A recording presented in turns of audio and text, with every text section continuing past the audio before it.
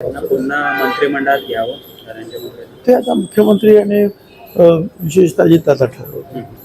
तुम्ही एक 24 मेला विधान केलेलं होतं की धनंजय मुंडेंना जर क्लीन चिट मिळाली तर त्यांचं जे खातं आता तुम्हाला देण्यात आलेलं आहे त्याचा तुम्ही राजीनामा क्लीन चिट देणार. मिळाले का त्यांना सगळी? आता या कृषी विभागाच्या चला पुढे घ्या. दुसरं लाडक्या काहीतरी विचारू नका बसू. लाडकी त्यांच्यावर आरोप मूळ आरोप काय आहे ते वेगळे आहेत. ते तिथले झालेल्या लढाया मारामाऱ्या खून संतोष त्याच्यावरचं आहे. याच्यावरच होतं का? आता जो काल निकाल आला त्याच्यावर त्याला कृषी मग विभाग कशाला विचारता? चुकीचे विचार दुसरं तुम्हाला उत्तर देणार नाही परत. लाडकी बहीण आणि मी तुम्हाला सांगतो की अशा रीतीने तर मी तुमची तक्रार पण करेन की जर वडाची साळ जर पिंपळाला लावले तर काय जिथे ते निर्दोष ठरले ते ठरले तेवढंच सांगितलं.